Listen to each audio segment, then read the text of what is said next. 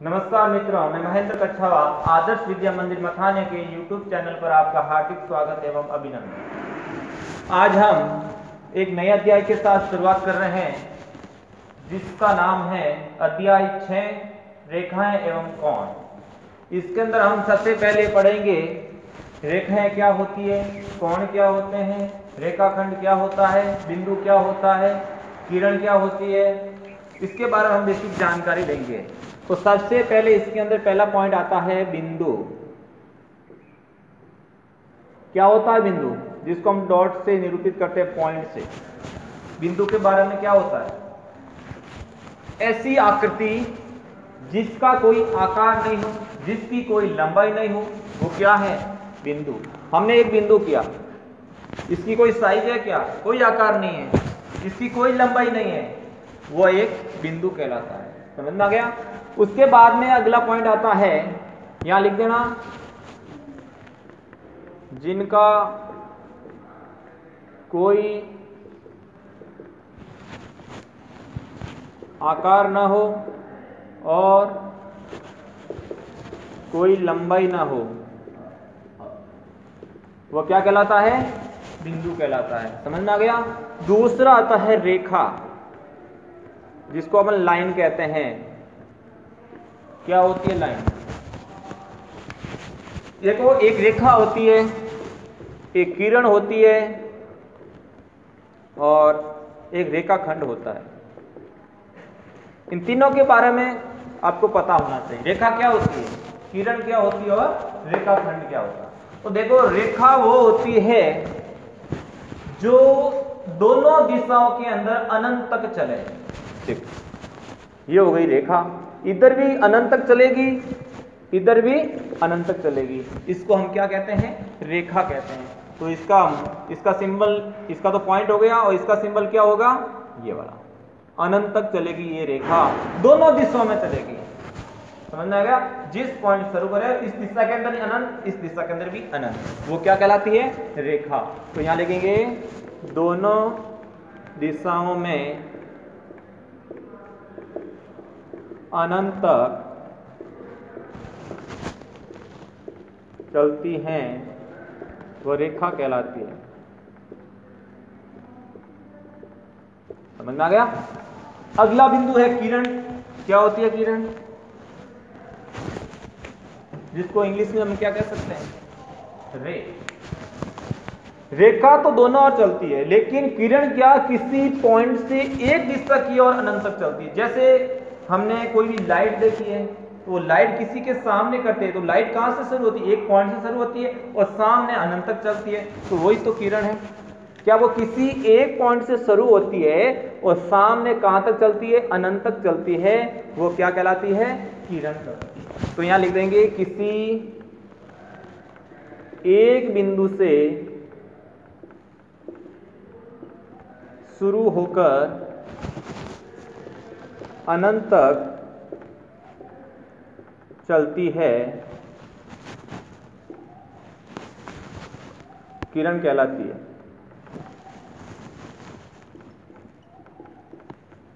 तो इसके अंदर आपको पूछ ले, एक दिशा के अंदर कौन सी चलती है, रेखा या किरण? तो आपको बोलना है किरण एक दिशा में चलती है। कितनी दिशा में? एक दिशा में चलती है, एक ही दिशा में चलती है। समझ में आ गया? और ये दोनों दिशाओं में चलती है। उसके बाद आती है रेखाखंड। रेखाखंड क्या होता है? अब आप बोलोगे कि रेखाखंड तो एक लाइन ही होती है। क्या ये रेखाखंड है? नहीं। क्या ये रेखाखंड है? नहीं। क्या ये रेखाखंड है? नहीं। तो क्या होता है रेखाखंड? रेखाखंड हमेशा दो बिंदुओं के बीच की एक निश्चित दूरी होती है, उससे हम रेखाखंड कहेंगे। इसमें पॉइंट नहीं है। यदि इसके अंदर एक बिंदु यहां और एक बिंदु यहां ले लें, इन दोनों के बिंदुओं की एक निश्चित दूरी है, हम जिससे माप सकें, वो क्या कहलाती है? रेखाखंड कहलाती है। तो इसके बारे में हमें पता होना चाहिए कि रेखाखंड क्या होता है, किरण क्या होती है, रेखा क्या होती है।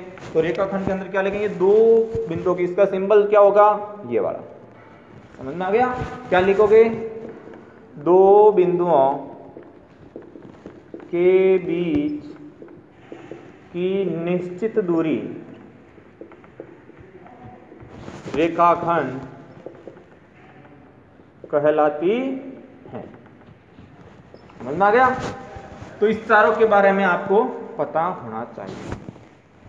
अब चलते हैं अगला पॉइंट, पांचवा, सरेख बिंदु। क्या होता है सरेख बिंदु? और एक होता है असरेख बिंदु।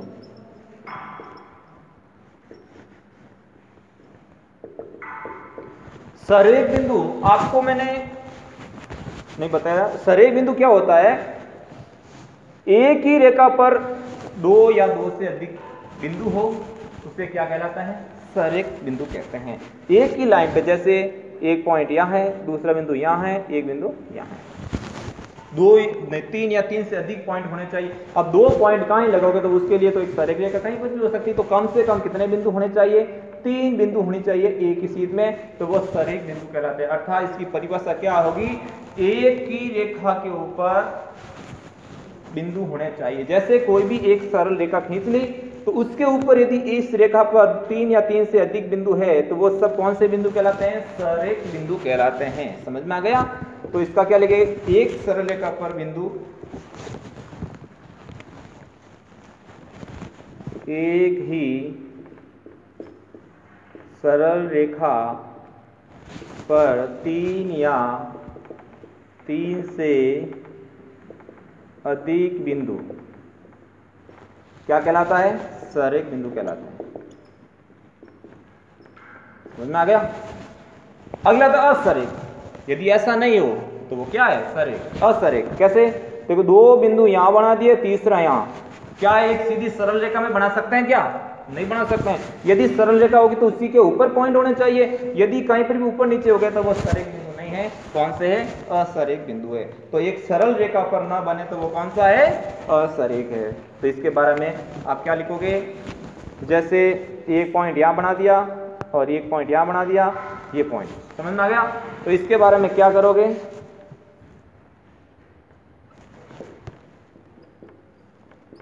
एक सरल रेखा पर बिंदु ना हो, रेखा पर बिंदु ना हो। ओके, अब देखो अगला, एक आता है संगामी बिंदु। क्या होता है संगामी बिंदु? एक होता है संगामी रेखा। ये क्या होता है? संगामी बिंदु का मतलब होता है एक ही बिंदु से बहुत सारे रेखाएं गुजरती है। देखो, गुजरती नहीं गुजरती? एक ही बिंदु से, एक बिंदु से अनंत रेखाएं गुजर सकती है। तो जो ये रेखाएं होती है, सब रेखाएं क्या कहलाती है? संगामी रेखाएं। जो ये बिंदु कहलाता है वो क्या कहलाएगा? संगामी बिंदु। समझ में आ गया? तो यहां क्या लिखेंगे? इसके बारे में दोनों का साथ में लिख रहा हूं मैं, तो लिख देना, एक ही बिंदु से अनेक रेखाएं गुजरती हैं तो उन रेखाओं को संगामी रेखा ये कहलाती हैं। और रेखाएं जिस बिंदु से गुजरती हैं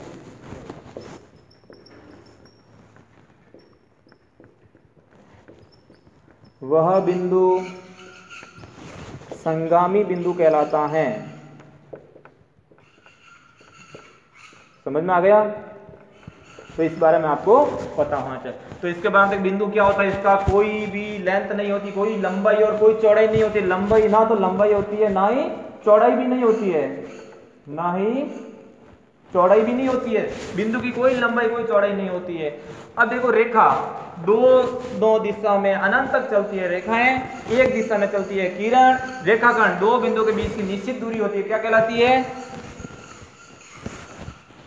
सरेख बिंदु। क्या होता है? दो ही सरल रेखा पर 3 या 3 से अधिक बिंदु हो, एक ही सरल रेखा पर बहुत सारे बिंदु हो, क्या कहलाता है? सरेख। असरेख, एक लाइन पे ना हो, संगामी बिंदु, एक बिंदु से बहुत सारी रेखाएं गुजरती है, जिस रेखाओं को संगामी रेखा है उस बिंदु को संगामी बिंदु कहलाते हैं। समझ में आ गया। अब देखते हैं हम अगला पॉइंट। अब हम देखते हैं अगला बिंदु नंबर कोण। क्या होता है कोण? जब दो रेखाएं आपस में काटती है, कोई भी एक रेखा ऐसे गई और दूसरी रेखा ऐसे गई, तो दोनों रेखाओं के बीच में जो ये दूरी बनती है उसको अपन क्या कहेंगे? कोण कहेंगे। समझ में आ गया?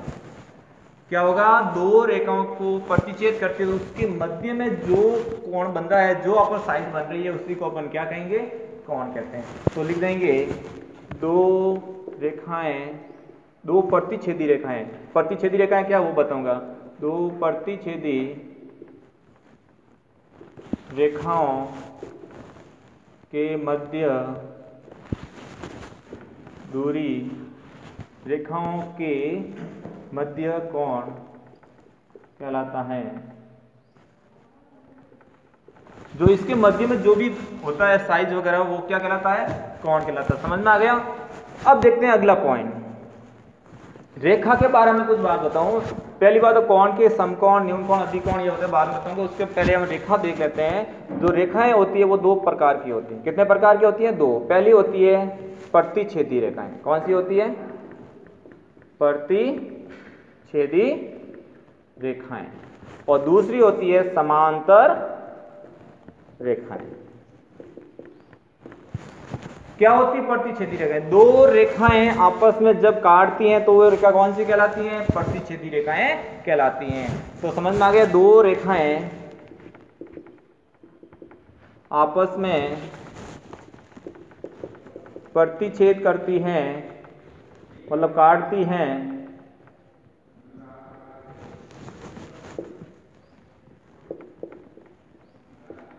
वे रेखाएं कौन सी रेखाएं? प्रतिच्छेदी रेखाएं कहलाती हैं। समझ में आ गया। अब अगली आती है समांतर। समांतर रेखा क्या होती है? दो रेखाएं आपस में समांतर जाती है, उसके मध्य दूरी कांस्टेंट रहती है, मतलब नियत रहती है, निश्चित दूरी। या जितनी दूरी है तो आगे चलने के बाद में मध्य की दूरी भी समान होनी चाहिए। यहाँ पर 5 सेंटीमीटर है तो यहाँ पर भी 5 सेंटीमीटर है। तो बताओ ये कहाँ तक चलेगी तब मिलेगी? मिलेगी नहीं। अनंत तक चलेगी तब भी नहीं मिलेगी। तो दो समांतर रेखाओं की मध्य दूरी निश्चित होने के कारण ये दोनों रेखाएं अनंत तक समांतर चलती हैं, ये कभी आपस में मिलती नहीं है। तो यहाँ क्या लिख देंगे?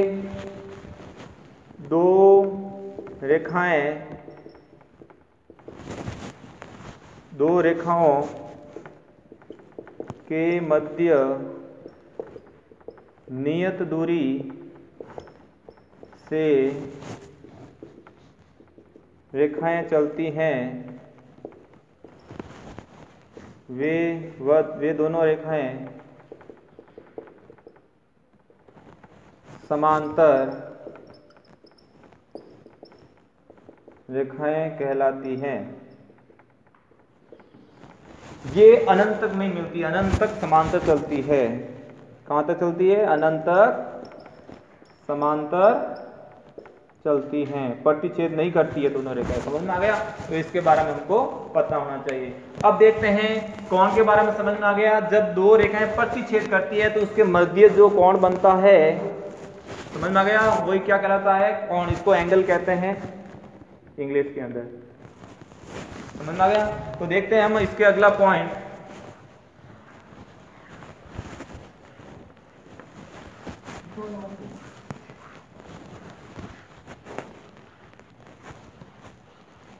तो हमारा अगला पॉइंट है 11वां। कोण के अंदर ही है कोण के प्रकार। कोण कितने प्रकार के होते हैं? सबसे पहला कोण होता है न्यून कोण, फिर होता है समकोण, तीसरा होता है अधिक कोण, चौथा होता है ऋचु कोण या सरल कोण लिख देते हैं। समझ में आ गया। 5 होता है प्रतिवर्ती कोण, तो इसके बारे में हमें पता होना चाहिए। समझ में आ गया? सरल कोण को ऋजु कोण कहते हैं, ठीक है ना।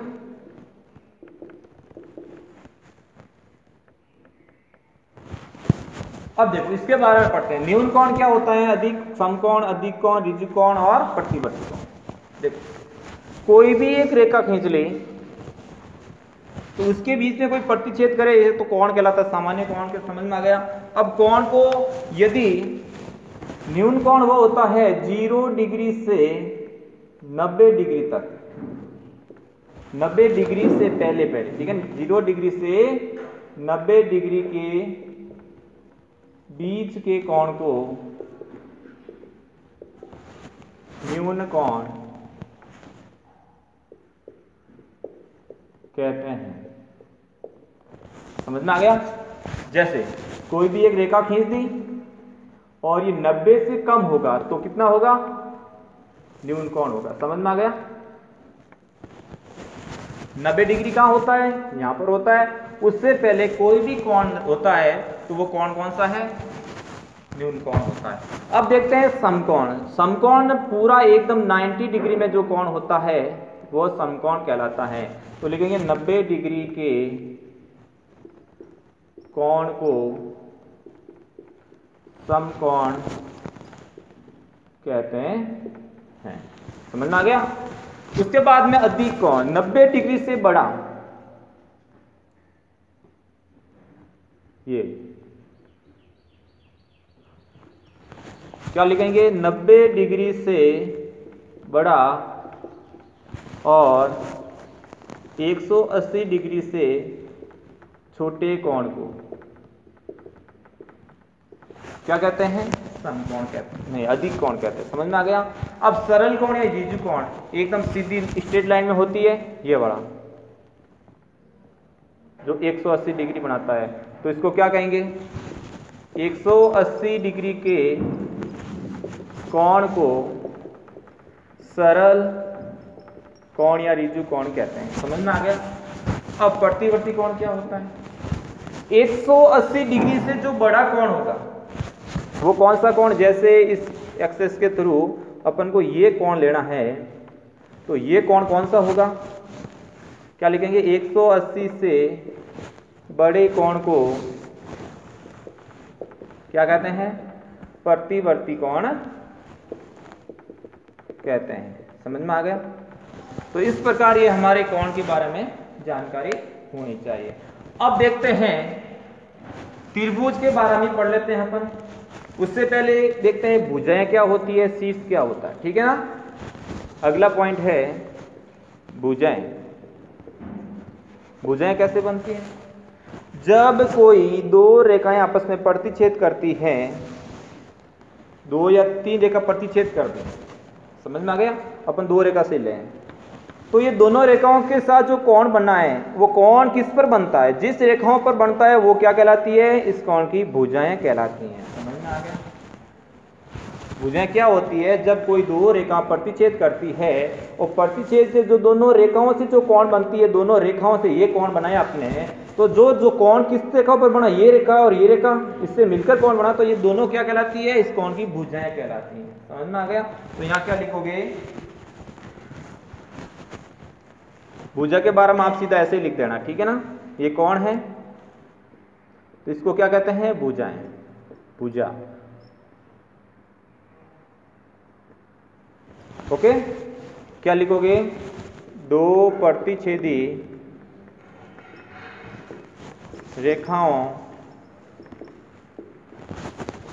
से कोण बनता है, कोण जिन रेखाओं से बनता है वह उस कोण की भुजा कहलाती है। समझ में आ गई? समझ में आ गया? इस कोण के लिए ये 2 भुजाएं हो गई। ओके, अब आगे चलते हैं अपन शीर्ष क्या होता है। उससे पहले हम जान लेते हैं त्रिभुज के बारे में।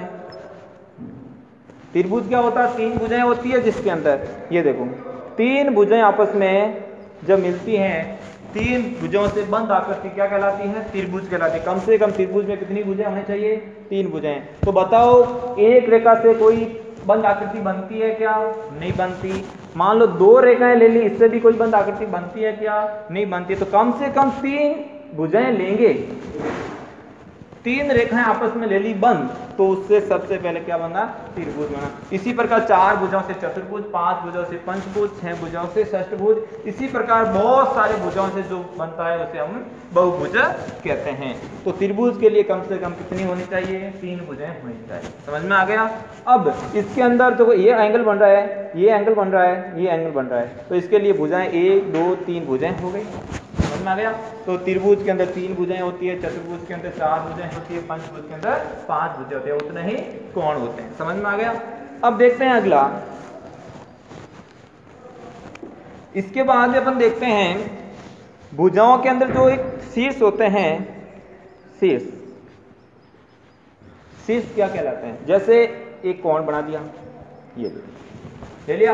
अब इसका भुजाएं तो एक भुजा ये हो गई, एक भुजा ये हो गई, कोण ये हो गया। शीर्ष कौन सा? जो 2 रेखाएं आपस में प्रतिच्छेद करती है और प्रतिच्छेद करने के बाद जो कोण के पीछे जो एक बिंदु बचता है, उस बिंदु से 2 भुजाएं निकलती है, उस पॉइंट को क्या कहते हैं? अपन शीर्ष कहते हैं। समझ में आ गया?